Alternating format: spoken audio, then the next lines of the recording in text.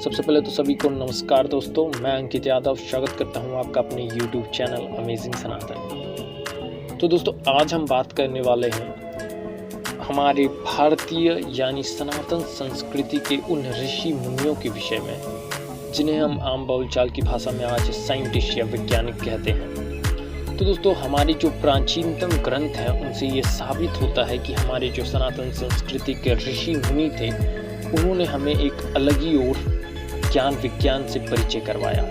लेकिन हमारे ऊपर जिन्होंने रूल किया या फिर हमारे जो आज़ादी के बाद इतिहासकार आए उन्होंने किस तरह हमें इन सब ज्ञानों से वंचित रखा और क्यों रखा, वो एक अलग बहस का विषय है दोस्तों। आज हम इस पर बहस नहीं करने वाले।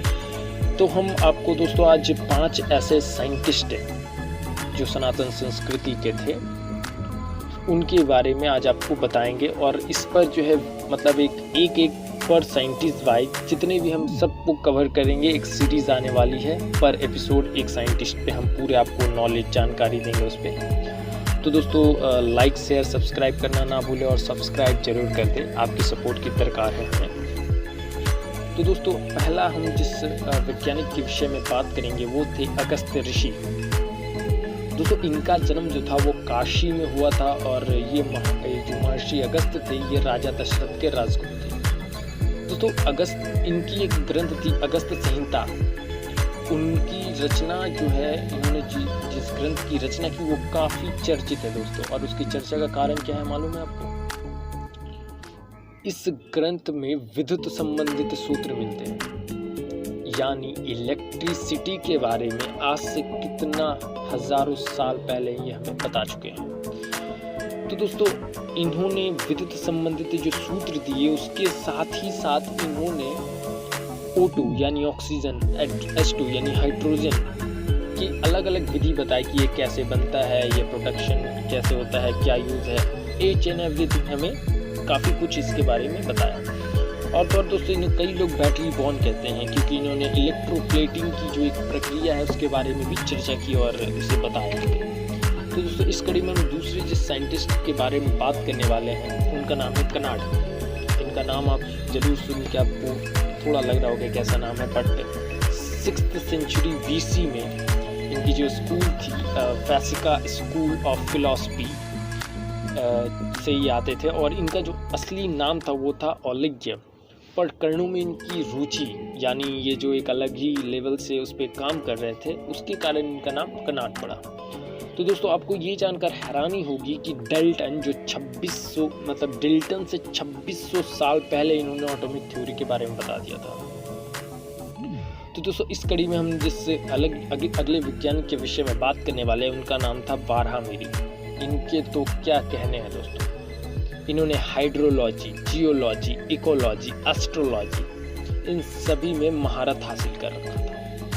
इन्होंने दोस्तों 6 जानवरों के नाम बताए और 30 पौधों के नाम बताए जिनसे आप ग्राउंड वाटर के बारे में आराम से पता कर सकते हैं। आज जिससे पता करने के लिए हमें कई टेक्नोलॉजीज़ का सहारा लेना पड़ता है। जो अगले वैज्ञानिक के विषय में बात करने वाले हैं उनका नाम आपने नहीं सुना होगा क्योंकि मैं कह चुका हूँ हमारे इतिहासकार की जो क्या मंशा थी क्या पता। तो दोस्तों नागार्जुन, इन्होंने केमिस्ट्री मतलब 10th सेंचुरी AD में केमिस्ट्री के विषय में इतनी जानकारी इकट्ठा की और इनका पूरा जीवन दोस्तों जो है एक ही रिसर्च पे था, वो था किसी भी चीज़ को, किसी भी पदार्थ को, ईच एंड एवरी कोई भी धातु को सोने में कन्वर्ट करना, जिसे दोस्तों अल्केमी कहा जाता है। तो दोस्तों ये सफल तो नहीं हो पाए किंतु इस क्रिया में इन्होंने एक गोल्ड प्लेटिंग टेक्नोलॉजी डेवलप कर ली जो आज भी इमिटेशन ज्वेलरी बनाने में यूज होता है। तो दोस्तों अगले जिन वैज्ञानिक के विषय में हम बात करने वाले हैं उनसे आप जरूर परिचित होंगे। इनका नाम है दोस्तों महर्षि भास्कर। दोस्तों भले ही आप जानते होंगे और आपको ये पढ़ाया भी गया होगा कि ग्रेविटी यानी गुरुत्वाकर्षण का जो सिद्धांत है और जो पता है वो सर आइजक न्यूटन ने लगाया था। लेकिन आपको ये नहीं बताया गया होगा, क्योंकि हमें भी नहीं बताया गया था, कि न्यूटन से करीब 1500 साल पहले ही महर्षि भास्कर ने ग्रेविटी के बारे में अपने ग्रंथ में बता रखा है। दोस्तों, इनकी एक ग्रंथ है शिरोमणि, सिद्धांत शिरोमणि, जिसमें दोस्तों मतलब गुरुत्वाकर्षण के बारे में लिखा है। और वे लिखते हैं कि पृथ्वी आकाशीय पदार्थों को विशिष्ट शक्ति से अपनी ओर खींचती है, इस कारण आकाशीय पिंड पृथ्वी पर गिरते हैं। तो दोस्तों, आप समझ सकते हैं कि हमारे पास क्या ज्ञान और विज्ञान रहा होगा हमारी सनातन संस्कृति के पास। तो दोस्तों, अब हमें ज़रूरत है इसको सभी तक पहुंचाने की, इसलिए मैं इस पर एक सीरीज़ भी स्टार्ट करने वाला हूं।